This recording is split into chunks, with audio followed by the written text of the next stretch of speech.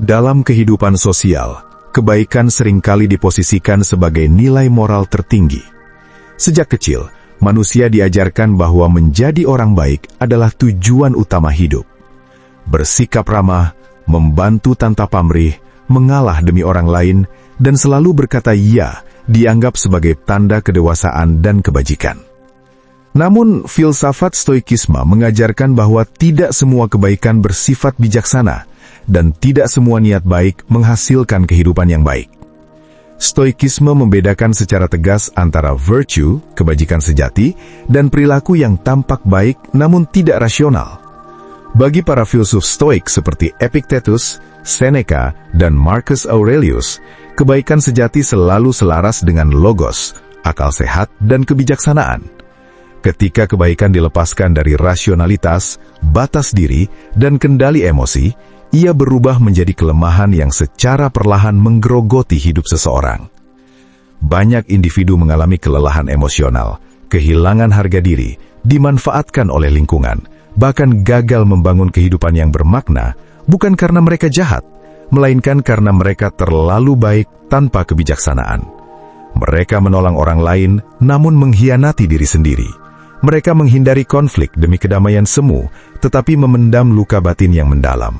Mereka ingin diterima, namun kehilangan identitas. Video ini tidak bertujuan mengajarkan sikap dingin, egois, atau tidak peduli. Sebaliknya, ini adalah ajakan untuk mendefinisikan ulang makna kebaikan melalui sudut pandang Stoikisme. Kebaikan yang tidak merusak hidup adalah kebaikan yang terukur, sadar batas, dan berakar pada kendali diri. Mari kita mulai dengan cara pertama, sebuah bentuk kebaikan yang paling sering dipuji, namun paling sering menghancurkan kehidupan seseorang secara diam-diam. Cara pertama, terlalu selalu mengalah demi orang lain. Mengalah sering dianggap sebagai tanda kebesaran jiwa. Dalam banyak budaya, orang yang mengalah dipuji sebagai pribadi dewasa, sabar, dan berhati mulia. Namun Stoikisme memandang sikap ini dengan sangat hati-hati. Mengalah bukanlah kebajikan jika dilakukan tanpa kebijaksanaan. Epictetus pernah mengingatkan bahwa seseorang yang tidak mampu membela nilai dan batas dirinya sendiri bukanlah orang bijak, melainkan orang yang belum memahami apa yang berada dalam kendalinya. Ketika seseorang terus-menerus mengalah demi menjaga hubungan, menghindari konflik, atau mempertahankan citra orang baik, ia sedang menyerahkan kendali hidupnya kepada orang lain. Dalam praktik kehidupan sehari-hari, sikap ini muncul dalam berbagai bentuk. Mengalah dalam keputusan penting meskipun bertentangan dengan nilai pribadi, membiarkan diri direndahkan demi menjaga keharmonisan, mengorbankan waktu, tenaga, dan kesehatan mental demi memenuhi keinginan orang lain. Awalnya perilaku ini terasa mulia, namun seiring waktu, dampaknya menjadi destruktif. Individu yang selalu mengalah perlahan kehilangan suara batinnya. Ia tidak lagi tahu apa yang ia inginkan, karena terlalu sibuk memenuhi keinginan orang lain. Di titik ini, kebaikan berubah menjadi penjara psikologis. Marcus Aurelius menulis dalam Meditations bahwa manusia harus bertindak selaras dengan kodrat rasionalnya. Mengalah yang bertentangan dengan akal sehat bukanlah kebajikan, melainkan bentuk pengkhianatan terhadap diri sendiri. Stoikisme tidak mengajarkan dominasi atas orang lain, tetapi ketegasan yang tenang, kemampuan berkata tidak tanpa kebencian, dan berkata iya tanpa paksaan. Lebih jauh lagi, orang yang terlalu sering mengalah justru sering kehilangan rasa hormat dari lingkungannya. Dunia tidak selalu menghargai pengorbanan yang tidak diminta. Dalam banyak kasus, sikap mengalah tanpa batas justru mengundang eksploitasi. Ini bukan karena dunia kejam, melainkan karena manusia cenderung mengikuti pola. Apa yang dibiarkan akan diulang. Stoikisme mengajarkan bahwa kedamaian sejati tidak lahir dari menghindari konflik, tetapi dari keselarasan antara tindakan dan nilai. Konflik yang sehat jauh lebih bermartabat daripada kedamaian palsu yang mengorbankan harga diri. Mengalah seharusnya menjadi pilihan sadar, bukan refleks ketakutan. Ketika mengalah dilakukan karena takut ditolak, takut dibenci, atau dianggap egois, maka kebaikan tersebut telah kehilangan esensinya.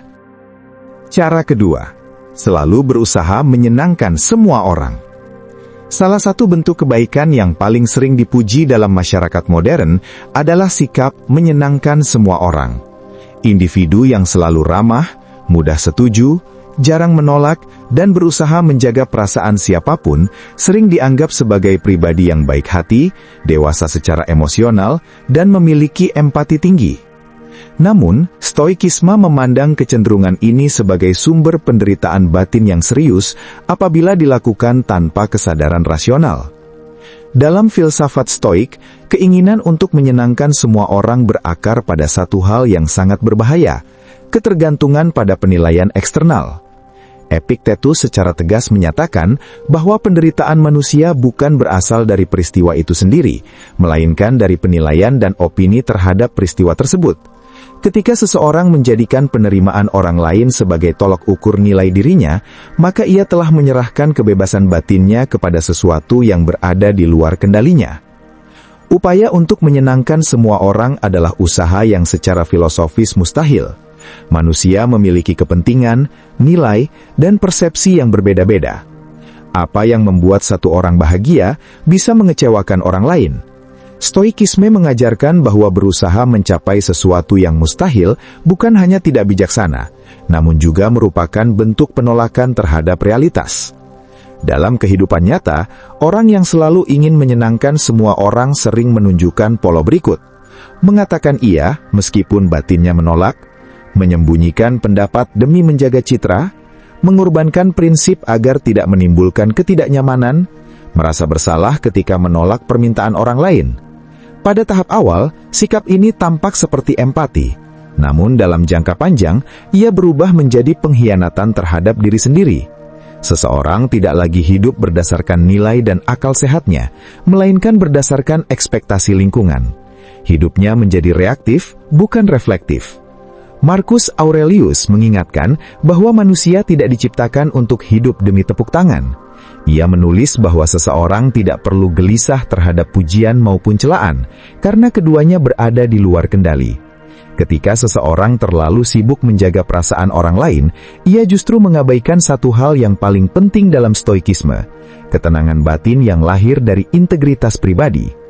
Lebih jauh, keinginan untuk menyenangkan semua orang seringkali tidak didorong oleh kebaikan sejati, melainkan oleh ketakutan. Ketakutan ditolak, ketakutan dianggap egois, ketakutan kehilangan relasi, atau ketakutan sendirian. Stoikisme tidak mengajarkan penghapusan emosi, tetapi pengelolaan emosi melalui rasio. Ketika tindakan baik lahir dari ketakutan, maka tindakan tersebut bukanlah kebajikan, melainkan mekanisme pertahanan diri. Ironisnya, orang yang selalu berusaha menyenangkan semua orang seringkali tidak benar-benar disukai. Lingkungan justru cenderung kehilangan respek terhadap individu yang tidak memiliki batas. Kebaikan yang tidak disertai ketegasan sering dipersepsikan sebagai kelemahan. Ini bukan karena manusia jahat, melainkan karena manusia secara naluriah menghormati konsistensi dan kejelasan sikap. Orang stoik yang bijaksana tetap bersikap sopan, adil, dan penuh hormat, namun tidak menjadikan perasaan orang lain sebagai kompas utama hidupnya. Ia memahami bahwa tidak semua konflik harus dihindari, dan tidak semua ketidaknyamanan harus disembuhkan.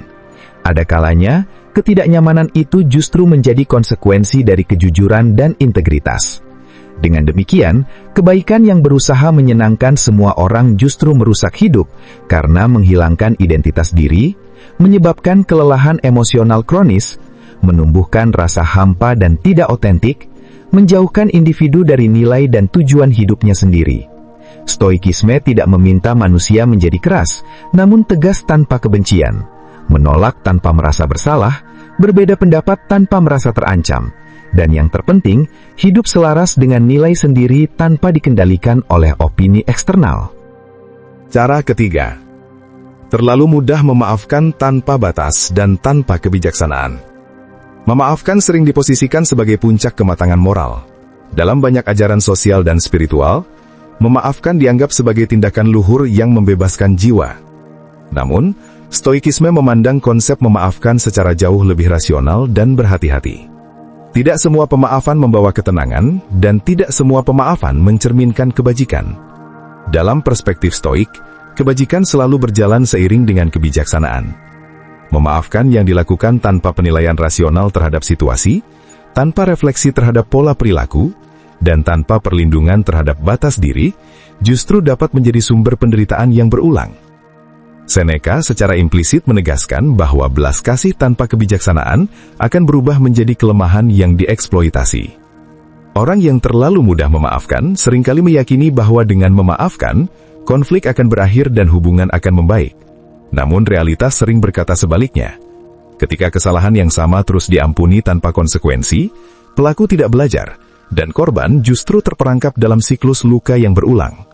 Dalam kondisi ini, pemaafan bukan lagi alat pembebasan, melainkan alat pembiaran terhadap ketidakadilan. Stoikisme tidak menentang memaafkan, tetapi menolak memaafkan secara impulsif dan emosional. Epictetus mengajarkan bahwa seseorang harus membedakan antara hal yang berada dalam kendalinya dan yang tidak.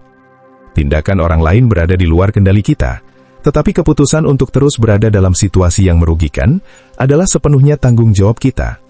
Memaafkan seseorang tidak berarti mengizinkan mereka terus melukai kita.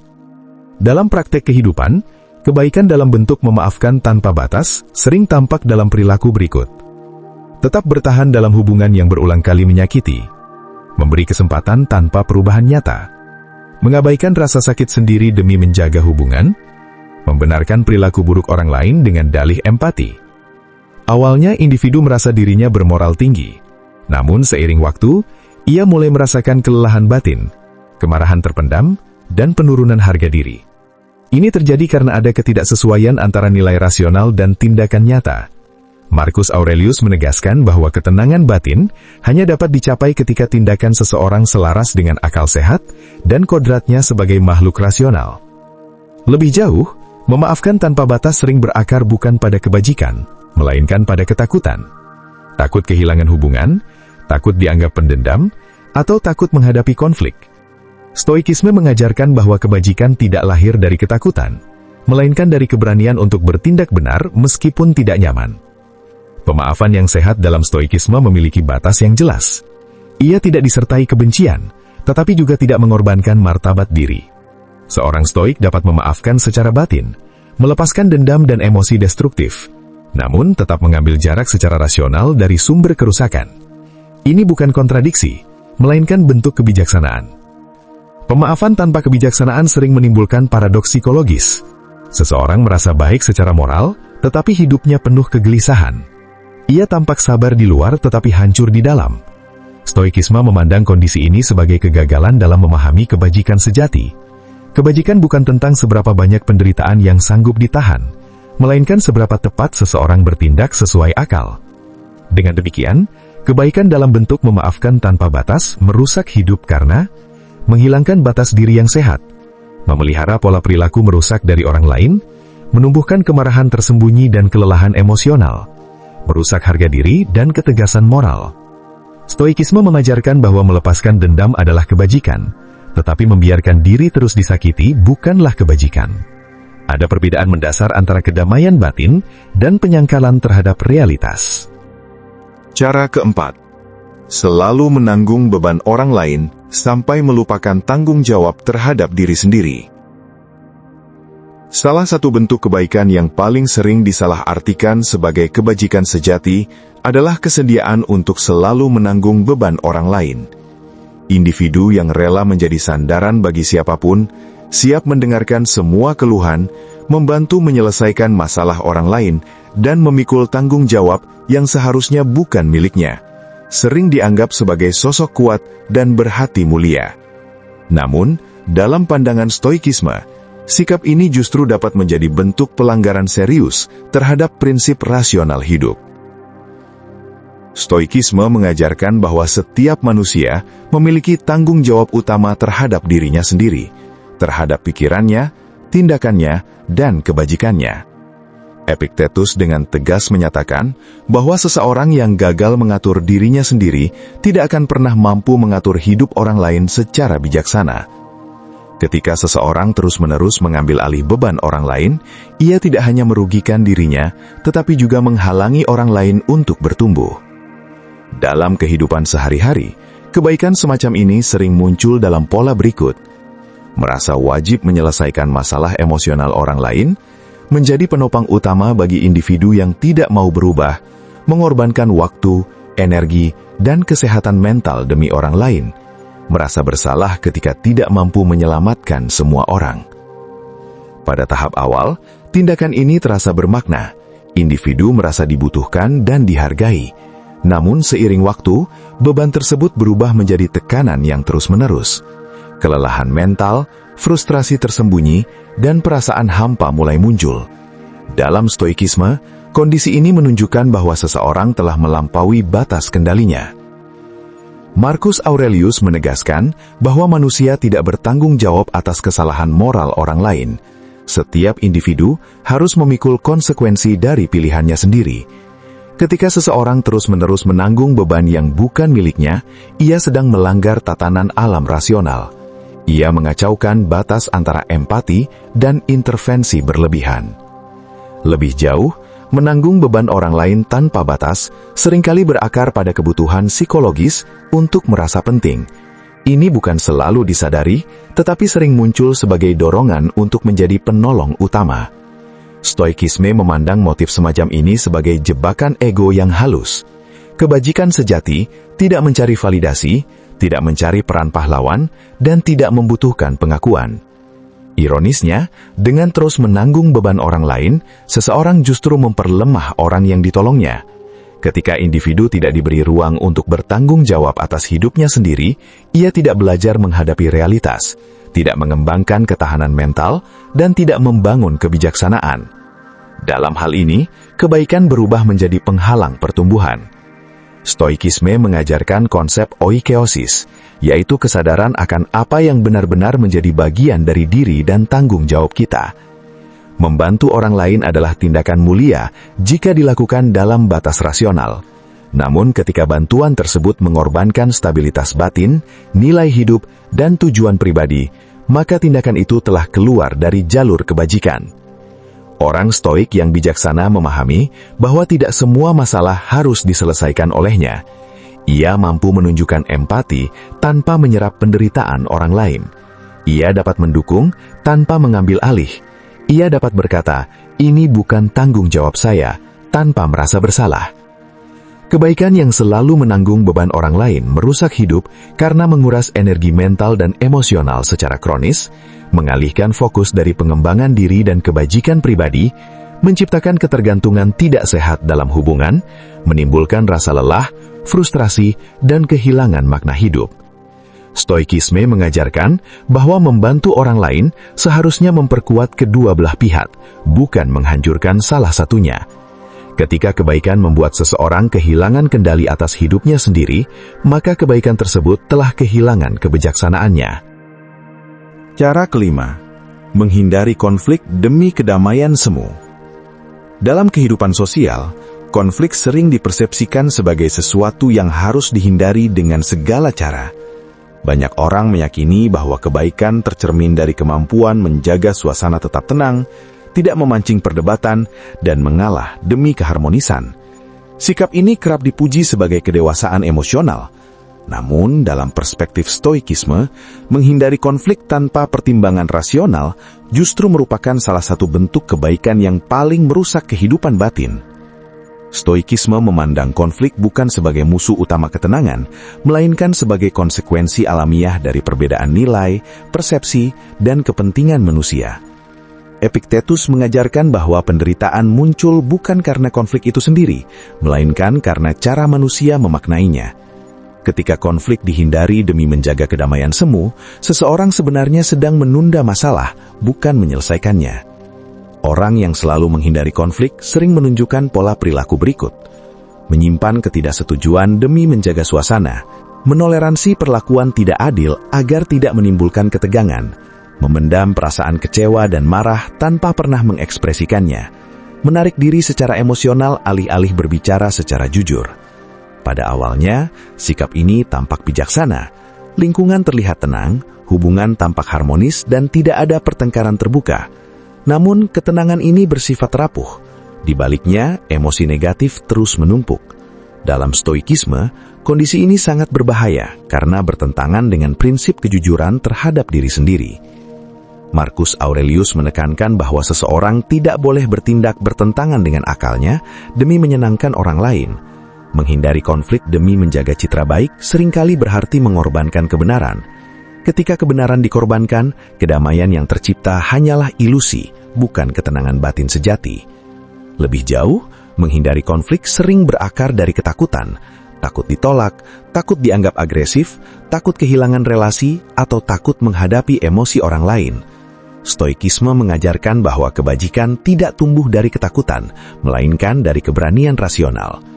Keberanian bukan berarti mencari konflik, tetapi bersedia menghadapi konflik ketika kebenaran dan harga diri dipertaruhkan. Ironisnya, konflik yang dihindari hari ini sering muncul kembali dalam bentuk yang lebih merusak di kemudian hari. Perasaan tidak dihargai berubah menjadi kepahitan, kekecewaan yang dipendam berubah menjadi sinisme. Dalam jangka panjang, individu yang terus menghindari konflik kehilangan kemampuan untuk mengekspresikan dirinya secara autentik. Stoikisme tidak mengajarkan sikap konfrontatif tanpa kendali. Sebaliknya, stoikisme menekankan konfrontasi yang tenang dan rasional. Berbicara jujur tanpa emosi berlebihan, menyampaikan batas dengan jelas tanpa niat melukai. Konflik yang dihadapi dengan cara ini justru memperkuat karakter dan memperjelas relasi. Kebaikan dalam bentuk menghindari konflik merusak hidup karena menyebabkan penumpukan emosi negatif, menghilangkan kejujuran dan keaslian dalam hubungan, melemahkan harga diri dan ketegasan moral, menciptakan kedamaian palsu yang rapuh. Stoikisme mengajarkan bahwa ketenangan batin bukanlah hasil dari dunia yang selalu tenang, melainkan hasil dari pikiran yang berani menghadapi realitas. Kedamaian sejati lahir dari keselarasan antara pikiran, perkataan, dan tindakan, bukan dari penghindaran masalah. Dengan memahami hal ini, seseorang dapat belajar bahwa konflik bukanlah lawan kebaikan, melainkan seringkali alat untuk mempertahankan kebajikan. Cara keenam, pengorbanan diri berlebihan atas nama kebaikan. Pengorbanan diri sering dipandang sebagai bentuk kebaikan tertinggi. Dalam banyak narasi sosial, seseorang yang rela mengorbankan waktu, tenaga, mimpi, bahkan jati dirinya demi orang lain dianggap sebagai figur mulia. Namun, stoikisme memberikan peringatan tegas. Pengorbanan diri yang tidak rasional bukanlah kebajikan, melainkan bentuk pengabaian terhadap martabat manusia itu sendiri. Dalam filsafat stoik, manusia adalah makhluk rasional yang memiliki nilai intrinsik. Oleh karena itu, menghancurkan diri sendiri demi orang lain bukanlah tindakan luhur, melainkan pelanggaran terhadap kodrat rasional tersebut. Marcus Aurelius menulis bahwa seseorang harus menjaga jiwanya sebagaimana seorang prajurit menjaga posnya. Menyerahkan diri sepenuhnya tanpa batas sama artinya dengan meninggalkan tanggung jawab moral terhadap diri sendiri. Pengorbanan diri yang berlebihan seringkali muncul dalam bentuk berikut. Mengorbankan tujuan hidup demi kebutuhan orang lain. Menunda pertumbuhan pribadi tanpa batas waktu. Membenarkan penderitaan diri sendiri sebagai harga kebaikan. Merasa bersalah ketika memprioritaskan diri sendiri. Pada awalnya, individu merasa bermakna karena merasa berguna. Namun seiring waktu, muncul kehampaan eksistensial. Hidup kehilangan arah karena seluruh energi diarahkan keluar, bukan ke dalam. Dalam stoikisme, kondisi ini menandakan bahwa seseorang telah kehilangan keseimbangan antara kewajiban terhadap orang lain dan kewajiban terhadap kebajikan pribadi. Seneca mengingatkan bahwa tidak ada kebajikan dalam menyakiti diri sendiri. Pengorbanan yang sejati hanya bermakna jika dilakukan secara sadar, terbatas, dan tidak merusak integritas pribadi. Ketika pengorbanan menjadi kebiasaan refleks tanpa pertimbangan rasional, ia berubah menjadi bentuk penyangkalan diri yang berbahaya. Lebih dalam lagi, pengorbanan diri berlebihan seringkali bukan didorong oleh kebajikan murni, melainkan oleh kebutuhan akan validasi moral. Seseorang ingin merasa lebih baik secara etis dibanding orang lain. Stoikisme memandang motif ini sebagai jebakan ego yang tersembunyi. Kebajikan sejati tidak membutuhkan penderitaan untuk membuktikan nilainya. Ironisnya, orang yang terus-menerus berkorban seringkali tidak benar-benar dihargai. Lingkungan cenderung menganggap pengorbanan tersebut sebagai kewajiban, bukan hadiah. Dalam jangka panjang, individu merasa tidak diakui, tidak dihargai, dan kehilangan rasa hormat terhadap diri sendiri. Ini bukan kesalahan orang lain, melainkan konsekuensi dari hilangnya batas rasional. Stoikisme mengajarkan bahwa hidup yang baik adalah hidup yang selaras dengan kebajikan, bukan hidup yang penuh penderitaan. Pengorbanan yang menghancurkan kesehatan mental, fisik, dan arah hidup tidak pernah menjadi tuntutan kebajikan. Justru menjaga diri sendiri adalah syarat utama agar seseorang dapat bertindak baik secara konsisten. Kebaikan dalam bentuk pengorbanan diri berlebihan merusak hidup karena menghilangkan tujuan dan identitas pribadi, menurunkan harga diri dan martabat manusia, menumbuhkan rasa lelah eksistensial, mengaburkan makna kebajikan sejati. Orang stoik yang bijaksana memahami bahwa mengatakan cukup adalah tindakan moral. Ia tahu kapan memberi dan kapan menjaga diri. Ia menolong tanpa menghilang. Ia berkorban tanpa menghancurkan dirinya. Karena seseorang yang kehilangan dirinya sendiri tidak akan pernah mampu hidup dalam kebajikan yang sejati. Cara ketujuh, menekan emosi demi terlihat kuat dan bijak. Salah satu kesalahpahaman terbesar tentang stoikisme dan sekaligus salah satu bentuk kebaikan yang paling merusak hidup adalah anggapan bahwa menjadi orang baik dan bijak berarti tidak boleh menunjukkan emosi. Banyak individu berusaha tampil tenang, sabar, dan kuat dengan cara menekan kemarahan, kesedihan, kekecewaan, dan rasa sakit batin. Mereka percaya bahwa menahan emosi adalah tanda kedewasaan dan kebaikan moral. Namun dalam stoikisme yang sejati, sikap ini justru merupakan kesalahan fatal dalam memahami kebajikan. Stoikisme tidak pernah mengajarkan penyangkalan emosi. Yang diajarkan adalah pengelolaan emosi melalui rasio, bukan penindasan emosi melalui pengabaian. Epictetus menegaskan bahwa emosi adalah respons alami manusia terhadap penilaian tertentu. Masalahnya bukan pada munculnya emosi, melainkan bagaimana seseorang membiarkan emosi tersebut menguasai pikiran dan tindakannya. Ketika seseorang menekan emosi demi terlihat baik, ia sebenarnya sedang melakukan kekerasan terhadap batinnya sendiri. Emosi yang ditekan tidak menghilang, ia hanya berpindah tempat, menjadi kecemasan kronis, kelelahan mental, sinisme, atau bahkan ledakan emosi yang tidak terkendali di kemudian hari. Dalam pandangan stoikisme, ini adalah tanda bahwa akal sehat telah kehilangan perannya sebagai pengatur jiwa. Dalam kehidupan nyata, kebaikan semacam ini tampak dalam pola berikut. Selalu berkata tidak apa-apa padahal terluka. Menyembunyikan kemarahan demi menjaga citra tenang. Menghindari pembicaraan jujur tentang perasaan. Merasa bersalah ketika merasakan emosi negatif. Pada awalnya, individu terlihat kuat, namun kekuatan ini bersifat semu.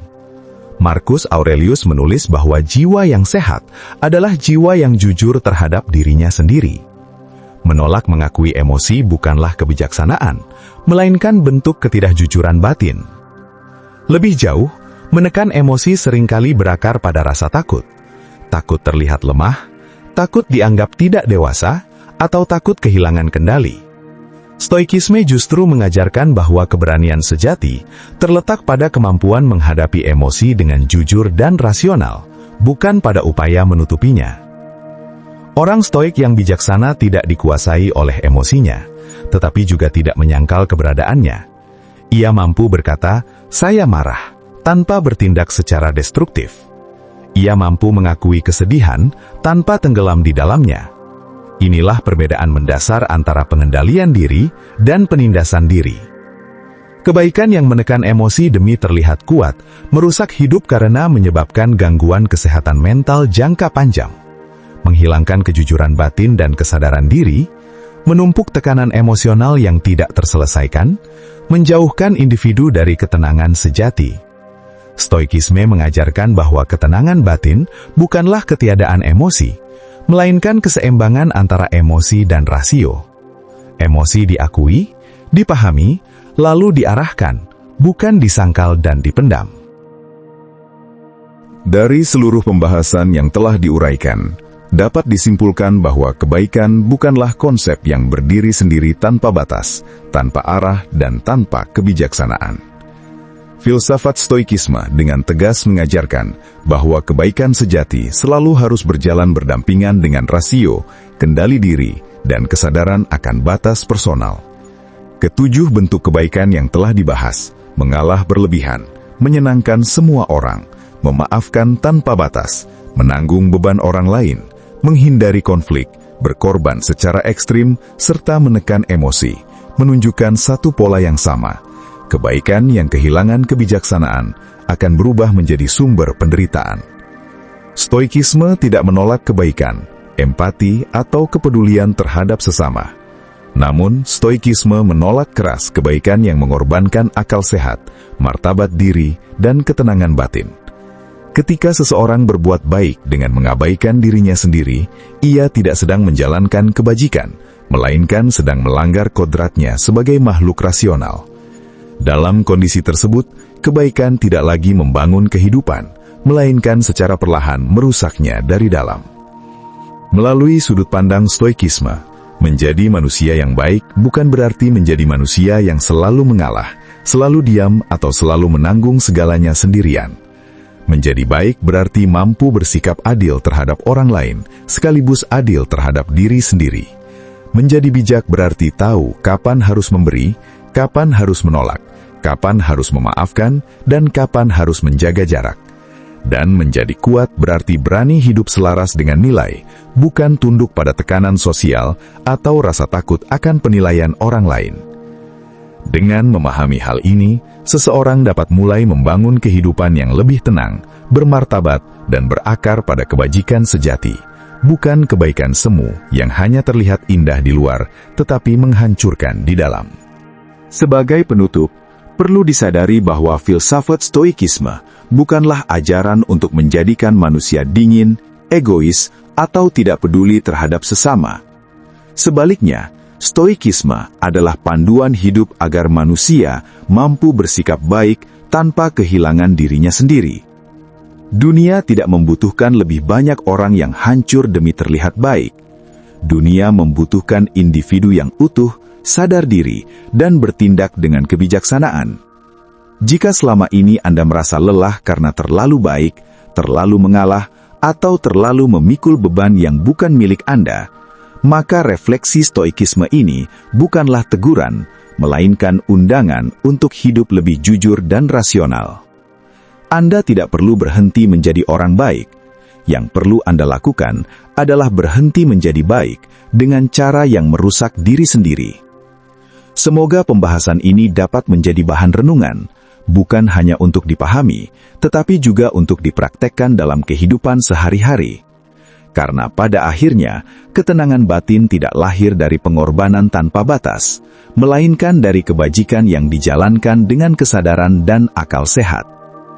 Terima kasih telah menyimak hingga akhir. Tetaplah berpikir jernih, bertindak bijak, dan menjaga keteguhan jiwa. Sampai bertemu kembali dalam pembahasan filsafat Stoikisme berikutnya di Stoikisme 88.